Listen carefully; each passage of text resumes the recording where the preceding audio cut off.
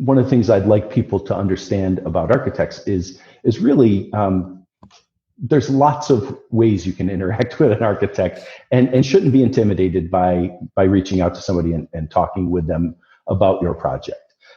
There's a lot of specialized experience that we can apply to projects of different scales, and we're good at, again, shaking all the ideas out of your head, getting them down on paper, and then communicating them to somebody that builds them.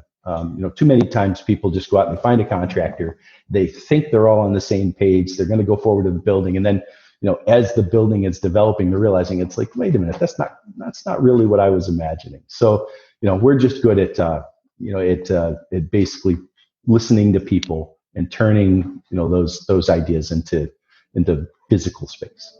Welcome to Rochester Business Connections, powered by Balbert Marketing, LLC, where I get the chance to chat with Rochester, New York's very best business owners, entrepreneurs, and thought leaders. I am your host, Ben Albert. Don't forget to subscribe, and remember, we don't do advertisements. My fee for this show is simple. If you gain value from the episode, personally share with a friend and explain your favorite part. Let's get started. Hello, everyone, and welcome to Rochester Business Connections. I am here with Ed Smart. Ed, how are we doing today? Doing great. How are you, Ben? I'm doing great. I'm doing good. We've got nice weather, as you mentioned before we started here. And you're a Western New Yorker. You're over in Batavia, right? Yes, I am. Yeah. I grew up in the Syracuse area, and I actually went to Brockport State. I believe you're a Brockport alum as well. So that's what pulled me into the Western New York area. And from there, I went to grad school for architecture at University of Buffalo. So now living in between Rochester and Buffalo, it's just a great place to live, to be honest. It is. There's been a few Brockport alums on the show already, so I hope you're listening. Hi to all you guys as well. Ed is the owner of smartDESIGN Architecture, and very simply put, you guys build dreams. You make things happen. You tell. So I'm not a pro. You obviously are. What exactly do you do? Are you on the design side of architecture? Are you on the construction side? What does, your average client look like? We're involved in a variety of different markets. So, I don't know that we have an average client.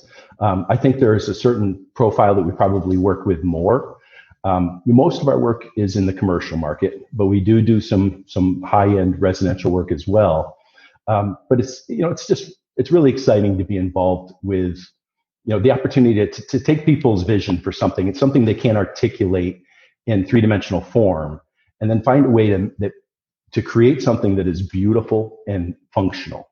So whether it be, a beautiful house or a work environment, it's really exciting to be able to take people's words and their ideas and turn it into drawings, which then gets turned into construction. So, when you ask the question about whether we're, design side or construction side, our end goal is to get a building, a space, something built out. The method we use for that is design, and we hope to make the best design possible for, an ultimate space. I love it. I'll be honest with you. I'm more of an ideas guy, where I'll have big ideas, I'll have entrepreneurial endeavors, and the actual completion and the little day-to-day steps gets complicated. So there's probably a lot of people just like me where they have a vision. You are the guys that can go in and actually draw out the board to make it happen. I'm wondering if you have any, stories of previous clients and, what their vision was and what you did to make it come true and ultimately build something great. Yeah, we really love working with creative people. And some of them are able to articulate related to buildings better than others. But again, we just love people to have ideas. So we love to collaborate with our clients. They come in with ideas, and as long as they're open to working with us and to having some flexibility, because there are real world issues that impact their vision for the design. So we have to respond to the budget, to a site, to code requirements. I mean, so there's all sorts of things that we have to roll into the end design. But I love the exchange with creative clients. So I'm just thinking of a few different clients that we've worked with where it's exciting to work with new business owners that are ambitious. Some people they decide they don't want to work where they're working anymore, and they'll open a business and they'll put their shingle out, and it's they're taking more of a technician approach to entrepreneurship. I like working with people that are very entrepreneurial. So they come to it with a big vision for where they want to take a business. And we've been involved with companies where their very first location, they're already thinking about their fifth and sixth location. So we get an opportunity to work with them to help design and develop a brand, really.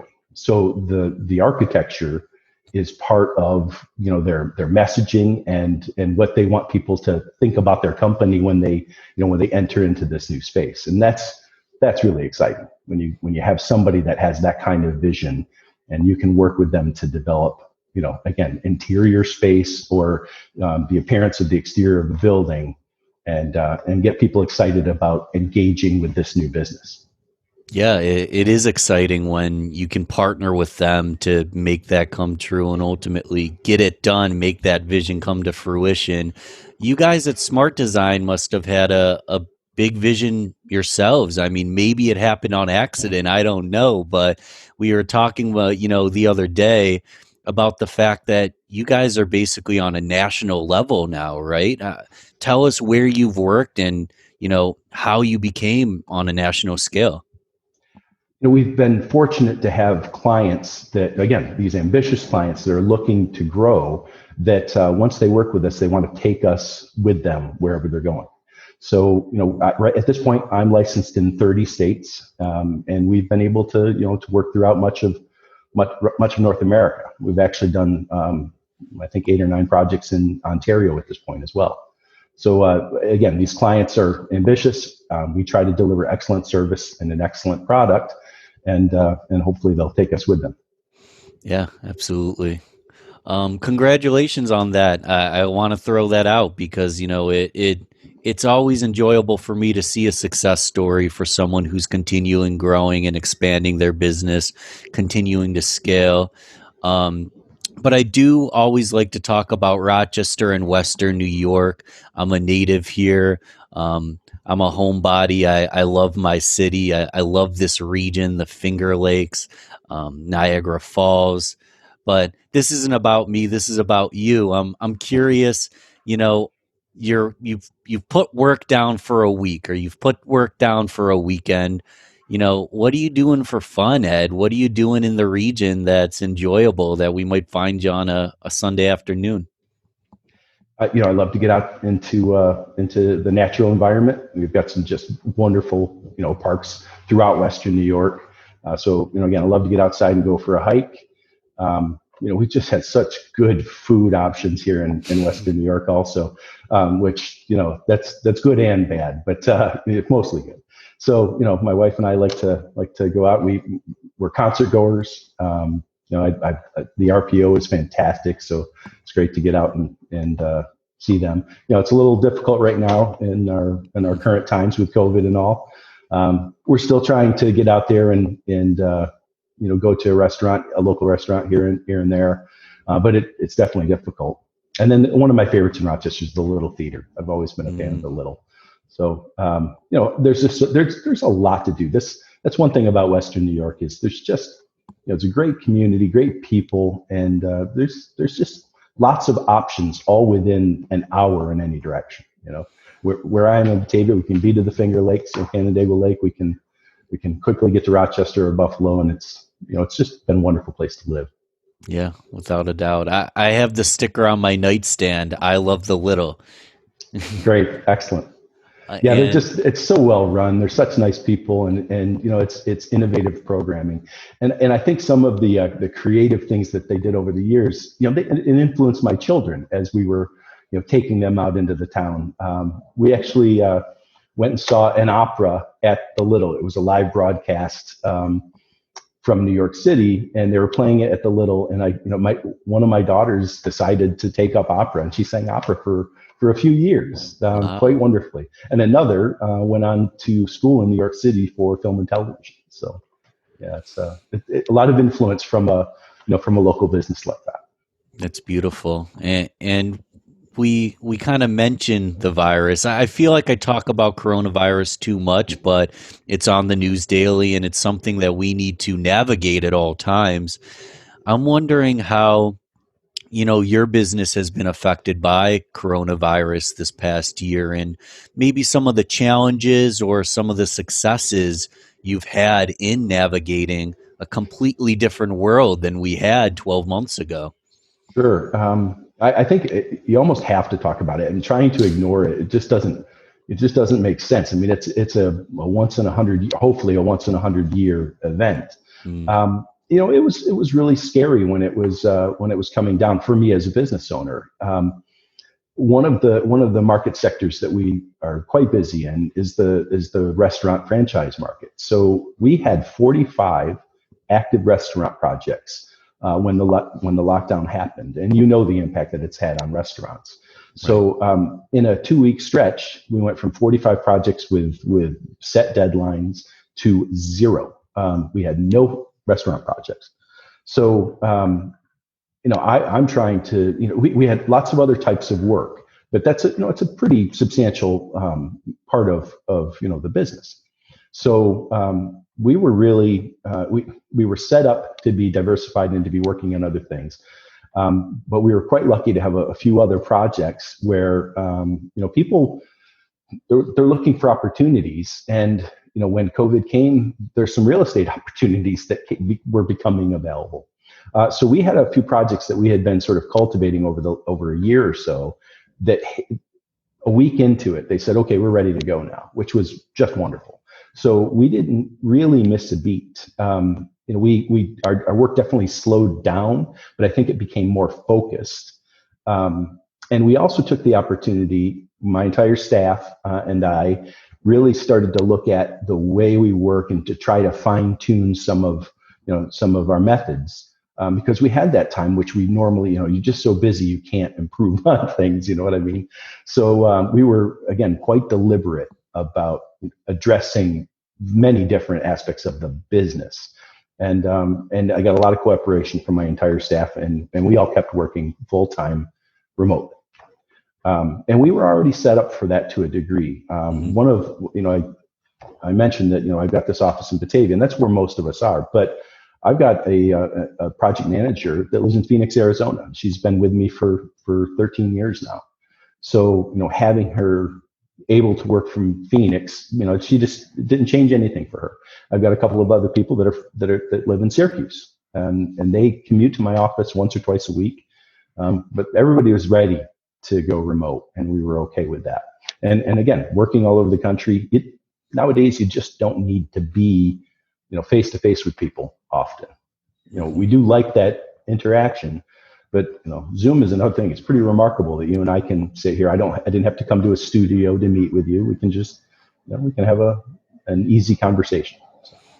Yeah, it sounds like you guys you were already oiling the engine. You already had a lot of the platform in place to have longevity in this crazy time, in the fact that you have remote capabilities, you're licensed in 30 states. Have you expanded to the point where, most of your business conversations are on Zoom? Are you still doing a lot of the old fashioned email and phone call? Because I imagine if you've got a team, you've got sales rep, you've got customer service, they can be talking to someone in New York City via Zoom. You don't have to meet halfway to meet in person. Have you been using Zoom a lot more, or is it still kind of a traditional phone call? Really, it is probably more of a traditional phone call or an email. Once again, we've been fortunate enough to have lots and lots of repeat clients. So a lot of the business that I have now really is just continuation of existing relationships. We have started a couple of new relationships, but they were things that we had really already had. We had had some initial conversations previously. So we're not really, engaging with people via Zoom as our first meet. I don't think there's any reason we shouldn't use it, because it does work great. You can see somebody.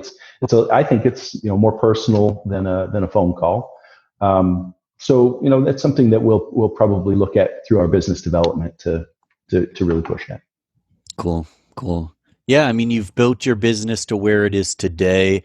And I know this is a hard question to answer because I'm a testament where I'll try things and sometimes they don't work and sometimes they do. And when they do, I double down. So I don't always know exactly where I'm going to go and where I'll be in 5 years. It's not an easy answer. Mhm. But I'm curious as to what you're looking forward to in the near future. If you've got any new developments at hand, any new research that you've been, indulging in. What should we be excited to see in the next year, 5, 10 years of coming out of Ed and his team? Well, we're really trying to work in all aspects of people's lives. So we want to be involved with where they work, which we've got lots of experience in workplace environments, where they live. I mentioned custom homes, but we've been involved in some senior housing, and we're involved with some residential treatment facilities, which gets a little toward the medical. So we do some medical and dental work, but they're more typically private offices. We're not getting involved in healthcare per se, where we're in hospital environments and things like that. And then we also look at where people entertain themselves and where they play. So we're involved in restaurants, which we're looking at the work environment, but also the experience that people have as guests there. And we've done things as fun as water slides at a hotel. So we really want to be involved in markets in all aspects of people's lives, just because it's fun to have that kind of variety. And we think that our experience in one aspect really does help us to be more creative in other areas as well. It is fun and it can be a challenge. I'm curious. I'm sure it's happening at some point. I don't know if you've had a client yet, but a restaurant, for example, let's say it's a brand new build. Are people building to accommodate, the coronavirus, 6 feet distancing, less is more, have you attacked any projects like that? I'm sure you will in the near future, if not. Yeah, the less is more comment is really apropos, because they're actually looking to reduce footprints often. And you would think that with 6 foot social distancing, the spaces would start to get bigger to accommodate that. And instead, what they're saying is, what, let's have a smaller footprint for people inside. And restaurants and even banks. We're working with some credit union clients. They're looking to reduce lobby space now and start to look at drive-through. And everybody's familiar with drive-through at banks and restaurants, but they're starting to really focus on that and to change the experience, not just your typical, but more of a video interface perhaps with somebody inside. So things that you used to go inside a bank to meet with somebody, you can do it a drive-through in the not too distant future. I'm excited for it. I like to stay, positive, and I'm optimistic and interested to see how some of these changes come into effect. And I kind of like being at a restaurant where it's not too busy and I get the best service in the world. So that could be a positive. Yeah, that's right. That's right. I want to move on to the rapid fire round. Very simple, either or short answers, just to get to know you a little bit better and chat about simple stuff. Sure. Coffee or tea? That's an easy one. I'm a coffee guy. Are you a beer or wine guy? It depends on the evening. Probably more wine. Are you a morning person or do you tend to be a night owl? I like mornings. So social media platforms, are you on social media? Is your company on social media? And if so, where are you most active? I think Instagram is probably my favorite, and we are for the business as well. We have a Facebook page and Instagram, LinkedIn, but Instagram is my favorite. Just the fact that it's image intensive, much like my profession is. How about Android phone or iOS? I'm iOS and have been for probably 10 years. So. Good stuff. I personally have been using eBooks simply because I've moved so much in the past few years that it was just getting heavy. But I'm curious if you read on your phone, do you read on eBooks? Or are you still a traditional, hardcover kind of guy? I read a ton on my phone, but not books. If I'm reading a book, I really like the tactile experience and just being there with the book and taking it with me. I know it's more convenient on a mobile device, but I really like the experience of holding a book. Without a doubt. Without a doubt. Well, good stuff, Ed. Was there anything we should have touched on? I don't know nearly enough about the industry. So is there anything that I would have asked you or should have asked you if I knew a little bit more about what you do? No, I don't think so. I just one of the things I'd like people to understand about architects is really there's lots of ways you can interact with an architect and shouldn't be intimidated by reaching out to somebody and talking with them about your project. There's a lot of specialized experience that we can apply to projects of different scales. And we're good at, again, shaking all the ideas out of your head, getting them down on paper, and then communicating them to somebody that builds them. Too many times people just go out and find a contractor. They think they're all on the same page. They're going to go forward to the building, and then as the building is developing, they're realizing it's like, wait a minute, that's not really what I was imagining. So we're just good at at basically listening to people and turning those ideas into physical space. That's what I like to hear. Yeah, you obviously have a specialized team working all across the United States. If someone wants to keep in touch with you, website, social media, email, phone, what's the best way to get in touch? Email is always great, but you can pick up the phone and call us as well. So you can find us at smartdesignarchitecture.com. You can find us on Facebook as well, or you can give us a call. I don't know if you want me to give a phone number over the line or what, but it's your decision, Ed. You're the one. They're not going to call. They're not going to call me if you give a number. Understood. So it's your call. Again, just reach out at 345-4067. We'd love to chat with you about your project. So you'll be happy to help them out. It sounds like so. Absolutely. Thanks again, Ed. I had fun this morning. I hope everybody at home enjoyed it. Be sure to subscribe, and thanks for coming on the show, Ed. Thank you, Ben. I appreciate it. Thanks for listening to Rochester Business Connections. Don't forget to share this, rate, and comment on your favorite platform. You can also email me, ben@valbertmarketing.com. Let's connect soon. Until then, keep thriving, everyone.